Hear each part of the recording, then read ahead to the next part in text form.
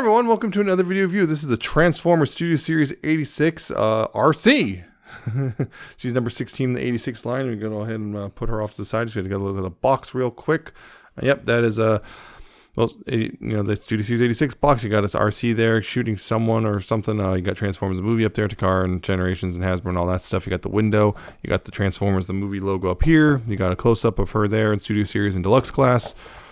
On this side, you got another bit of that artwork there and the Autobot symbol and authentic Transformers. And over here, you got the copyrights and all that stuff. And on the back here, you have the product shots and warnings. And when the Decepticons launch their attack, Arcee converts Autobot City. So, yep. And, of course, you have the instructions, which there's a couple things I feel like that doesn't quite relay super well. But for the most part, it's fine. And, of course, she comes with the backdrop. Which, yeah, I see 8616 there. It's Autobot City being attacked. You can see that, golden and, purple explosion and all that stuff. And you can stand her there and, yeah, you can talk about how Cup and Hot Rod is still outside the city and all that stuff. So, yeah, Arcee here. Yes, this is yet another attempt to do Arcee at a deluxe price point and everything in the main line. And every single one of these things have had some sort of flaw. But, yeah, you can see very kind of a palish pink here. And also, again, the good old... the Leia Organa style head buns and the blue eyes, a bit of red lipstick stuff there. You got your, the Autobot symbol right there, and you got some white and pink and the gray there. More squared off finally. Then, white hands and the white and some pink kneecaps and white and gray down here. You got, of course, the backpack, which has to be here and all that stuff there. And some of this backpack may look, some of this figure may seem a bit familiar if we have a bunch of Arcees or whatever, but we'll get into that in a little bit. But yeah, anyway, so yeah, pretty decent looking overall. The backpack, is kind of, it's an Arcee backpack. It's kind of necessary. She has a little pistol, which, she can hold in her hand like that if you want. And she holds it pretty well, all things considered, considering these hands are very, the way they're shaped and everything. And yeah, these got little tabs on the side. So, you can peg it into any 5mm like that. So it can be holstered. Or you can store it back here on this bit right there if you want.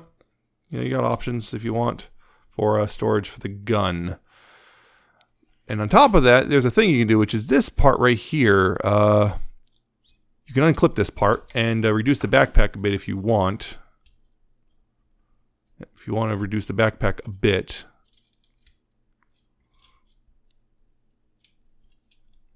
Kind of reduce the backpack a little bit. Not a whole lot, mind you, but a bit. Yeah, so give her a bit of a less of a backpack if you want. A little bit less. This just doesn't really do anything, but you can unclip that. It looks, might look a bit better to you. Still not quite accurate, but again, this is one of the things where we're at the point of we have to kind of admit that maybe a fully G1 accurate Arcee in the main line is just not really totally feasible. Not without, spending obscene amounts of money to make it work. And then, of course, people balk that it's, it's a leader class or commander class for a toy this size or something like that. Yeah. That's, some of the stuff you can do with her. And then it's also good. The head is on a ball joint for articulation. Left and right. You got up and down. Lots of up, actually. You got a bit of wiggle. Not a whole lot, but a bit of wiggle. And, I guess you got that flap there, which I guess you can do that, but this looks weird. Ball jointed shoulders, so you got up and down, theoretically, all the way around, but, backpack outward that far. You got a bicep swivel. One elbow joint, but it does have a lot of range. The waist can swivel, which is nice. And thanks to transformation, there is an ab crunch, and it's quite the ab crunch, honestly. Quite the ab crunch. You can just kind of keep going and going until, yeah, that's an ab crunch, all right.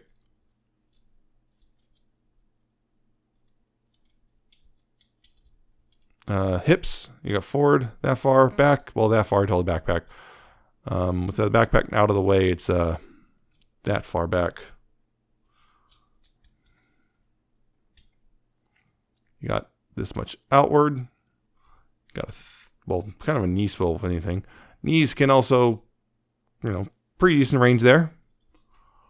And feet can go forward and back, and they can go quite a bit sideways, so you have quite a bit of posability. And of course, there's a nice, decent heel, so she doesn't just collapse, you know, from the weight of her own backpack. Yeah, there you go. That's SS86 Arcee. And yeah, we're gonna quickly compare her with a couple other figures, namely, well, the figure she's based on, Sterling 30 Arcee. Yeah, you can see at the top there that they share some mold stuff.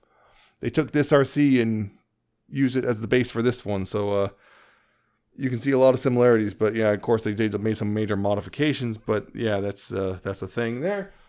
And of course, Titans Return Arcee. And Earthrise Arcee. Yeah, so these are basically the 4 attempts they've done in Deluxe Arcee or G1 Arcee. I mean, just for the sake of it, like I'll just throw in a Bumblebee movie Arcee too, who's a bit shorter, but yeah.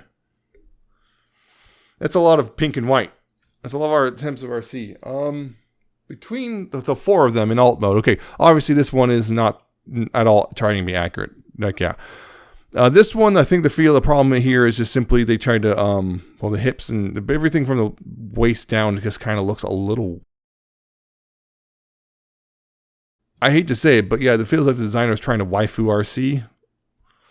And this one actually gets pretty close, but, you know, there's the whole thing about the Arcee here being, you know, the backpack and the stuff. But yeah, so these 2 are the closest in the robot mode, honestly, for screen accuracy. This one probably has the better backpack, but unfortunately they're part of the worst transformation and also the worst alt mode, but it does have the better backpack. So just the thing you need to be aware of. So yeah. So that's a comparison, which means time for transformation, which again, this one is might be a bit familiar if you have the Sterling 30 already. But yeah, you go ahead and right here, you pop that part and you take this and bring that up and bring that back a bit so you can then move the head through that and bring that up into the car. And that becomes, you know, the front of the car essentially right there. That'll just kind of squares right there. You got to take the hands and just they kind of tuck away underneath. The hands just somewhat tuck away. That's not going to lie flat, unfortunately, but you know, you want to try to tuck them in underneath there a bit. And just kind of get those situated, yes, underneath like that. And this, you want to go ahead and bring this down all the way. Just pull this out, this fully unaccordion it like that. You get that all squared away, and then you want to also take this piece right here. And this is very interesting. What you got to do here? What you got to do is, right here, you open this up right here. You bring this back like this. You want to go ahead and this thing, if it doesn't get in the way, you want to bring this back like this, so that you can bring this forward and then bring these down like that, and then bring it back again, so you can then bring these out and then bring it forward like so. And then also, of course, take this piece and bring that out like that. And then you can go ahead and bring this forward and get all squared away. And then this right here is where you need to, there's tabs right here on these panels, which will go into the arms essentially. If the arms aren't lined up, which is possible because of the ball joints. But yeah, we got to tab these into the ball joint things right here. And then this tab will go up into here kind of. If anything, the securing tab is actually the one that goes into the arms, not the one that goes up into the car shell. So you got to make sure the arms are nice and squared away correctly, or else it's just not going to work. Yeah, so make sure it's all flattened out properly, and then bring that up and then tab that in. And this is not the most secure connection in the world anyway, so just be mindful of that as well. So then bring that and tab that into the arm. Tab this one in the arm. Hopefully it's all lined up, and there you go. That's, well, we've got a car with the legs sticking out the back. Go ahead right here. You want to rotate this around, and then you got to take the feet here, bring it in, then bring these in and rotate at the thighs and bring them together like this. Because you got to bring this up. You got to bring this up and this goes up and over this little thing. It kind of more or less the guiding tab thing.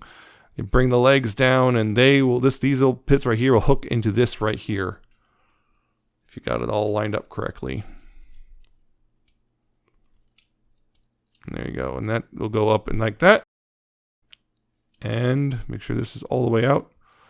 Make sure that's taken care of. Make sure that's all lined up. And this side right here, notice this one's fine. This one doesn't like to fully tab in.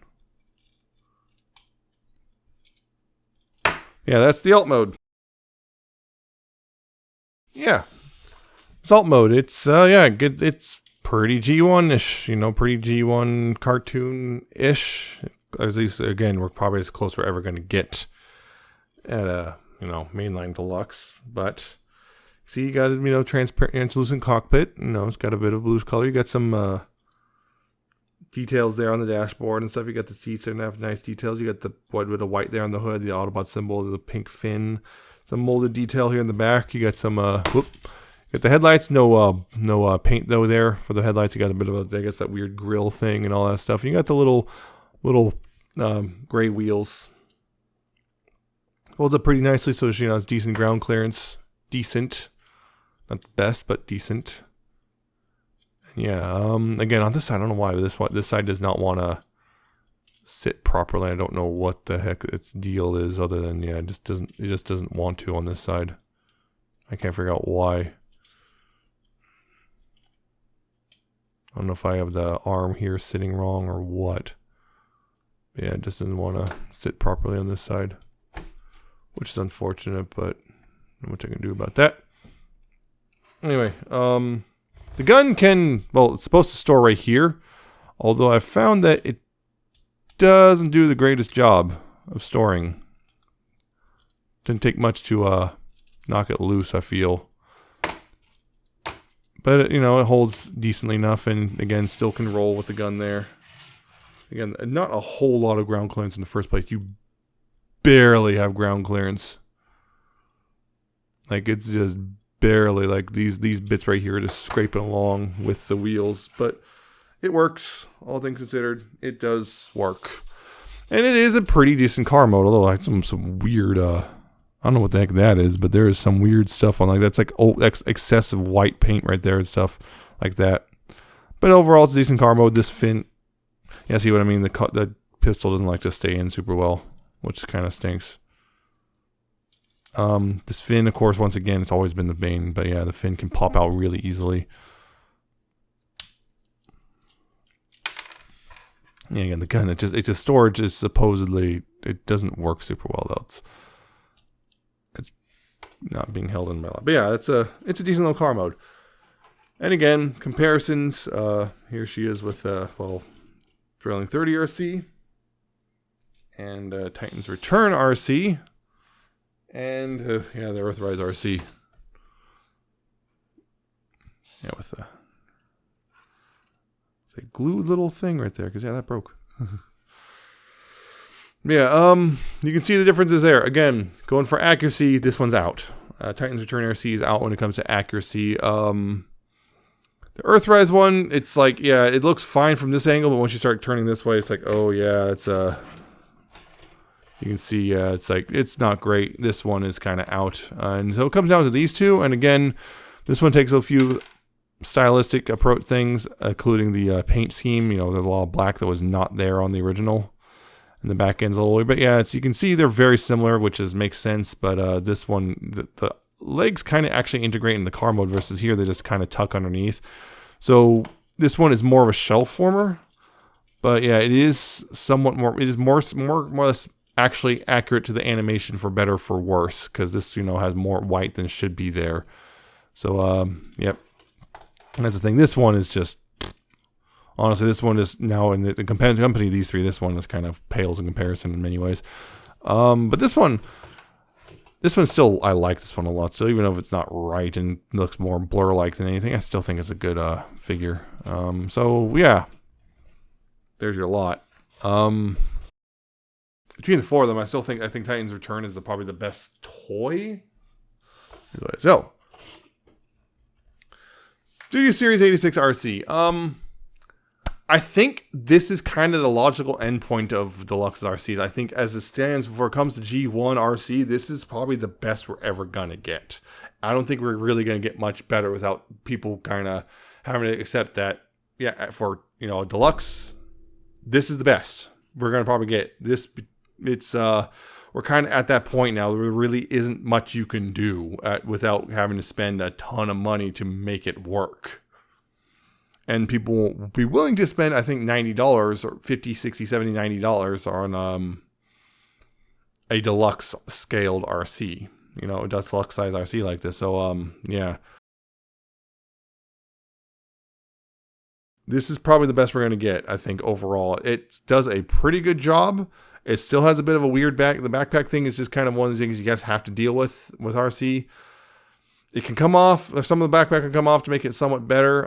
It's a weird thing of like, there are elements of the Earthrise RC, which I think, again, the backpack part actually is done. If you remove the back half, it works pretty well for the most part.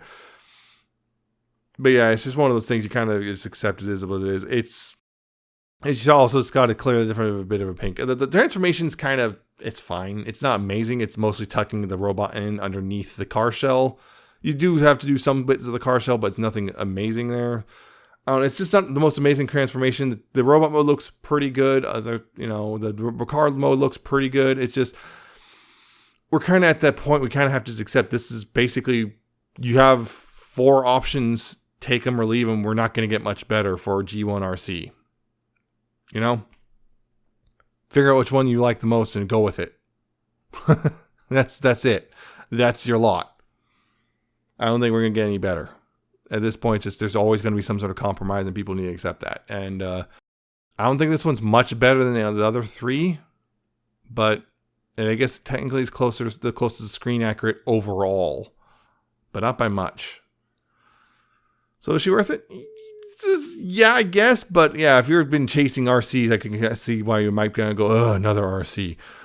But yeah, if you haven't had a chance to buy any of the other RCs, yeah, go for it. This one will probably be the cheapest for a while. Actually, Earthrise one will still be the cheapest because, yeah, you can barely sell. I got mine for like $6. Like brand new in box, $6. And yeah, it's only just because I threw it in to get free shipping from Walmart. So yeah, so yeah. There you go. Take it or leave it. This is probably the last time we're going to see an RC like this before they just give up on this design. So that's it for this review. I hope you found it informative and entertaining. I hope you like, comment, and subscribe. Check out my Twitter. I'm at Nemesis Prime 1. Check out my Coffee and my Patreon. I shall see you next time with another video review.